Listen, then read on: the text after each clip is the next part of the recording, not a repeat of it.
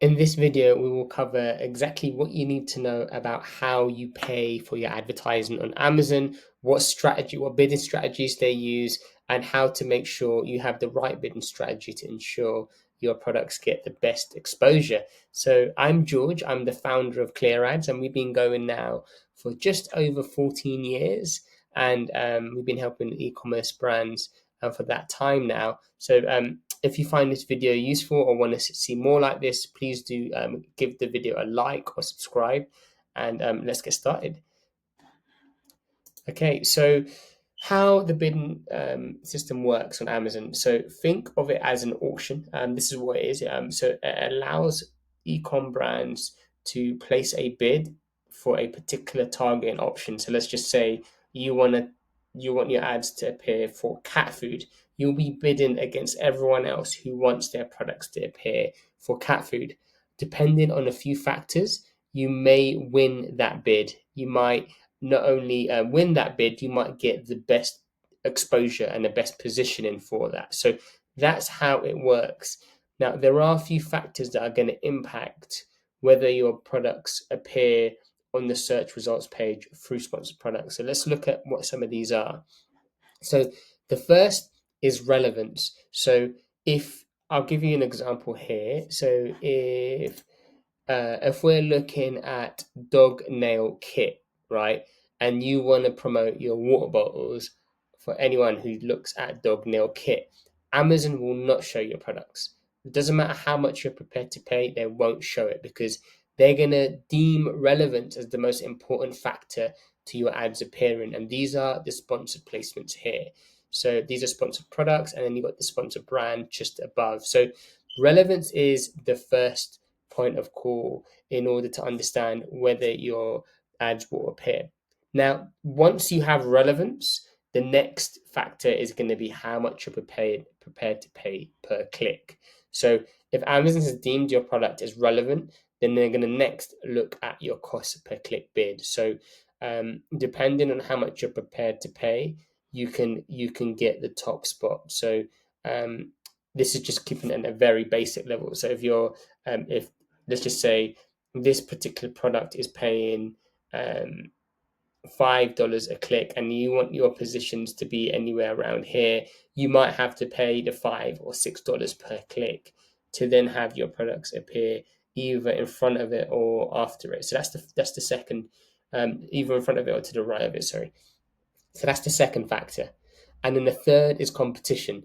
How many other people are bidding for that particular targeting option? So for something like dog nail kit, depending on how many people are competing for it, you can see here there's only one, two, three, four slots available at the top of page. Placements for sponsored products, and then there's going to be a few here. So one, two, here, three, four placements here, which are sponsored products. But ultimately, there's only a few places. There's only a few slots, and the competition is going to have a huge impact. So I'll give you some other practical examples. So if we look at, for example, if we look at ribbon candy, right? Ribbon candy only has 383,000 searches over the year, right? So if it's got only 383,000 searches, um, you ads might appear, but you're not going to get enough exposure to make it worthwhile.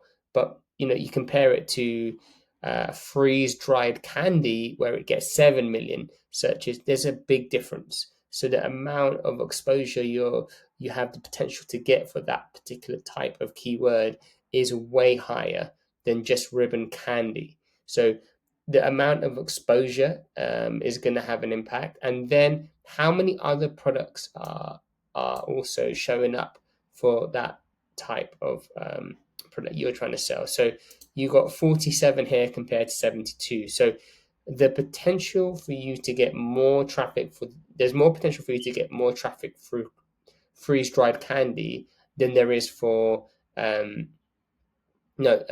yeah, for something like pink candy, because it's just way less. Now, the exposure is one thing, but you ultimately want to look at where you get most of the sales. So that's just another thing to bear in mind. And then lastly, the budget. So do you have enough daily budget and daily spend to make up for the exposure that you potentially have? So when you do get the exposure, when you do get the cost per click right and you get the right positions, when you are winning in terms of competition, what tends to happen is your campaigns will then become limited by budget. Now, at this in this situation, what you need to do is you need to look at, okay, how much are you spend?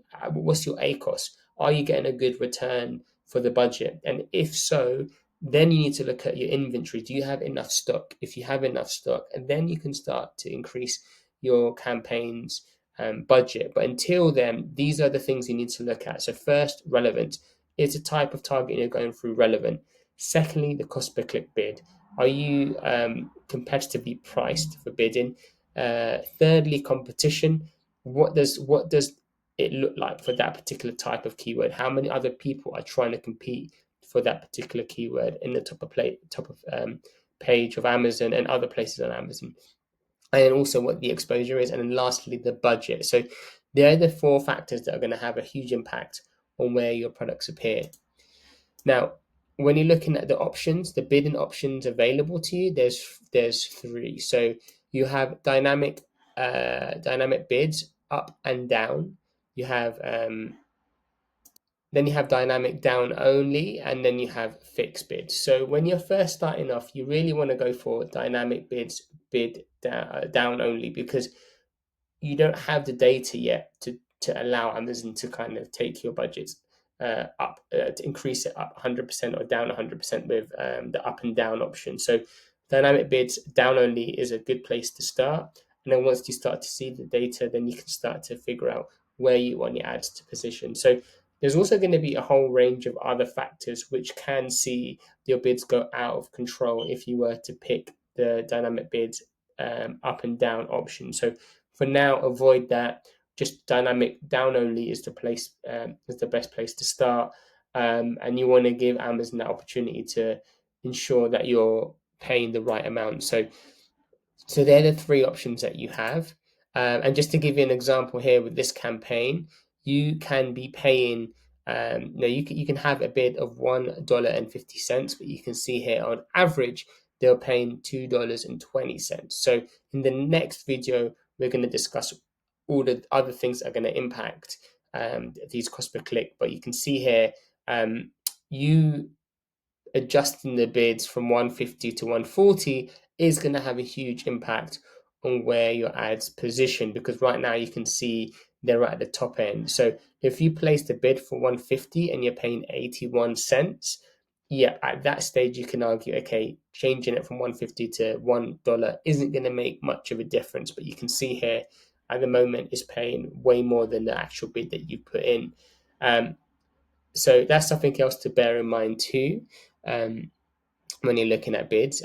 So most of these are actually above that. So this is could be due to a few factors. So one, the bids might have been higher. The account manager in this account might have decided to reduce the bids. Two, you might be bidding aggressively for top of page placements. Or three, you might be doing up and down after your campaigns have been running for some time, and you're allowing Amazon to decide where your products appear. So they're all the options that you have available. If you found this video useful, please give us a like or subscribe. You can also, I made the video too big. You can also,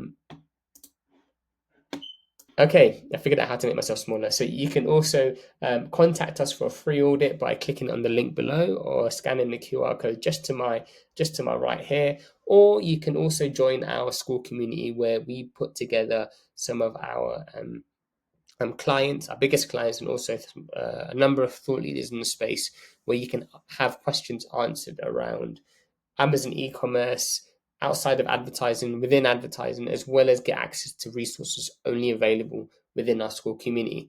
I hope you found this video useful, and I'll see you on the next one. Bye.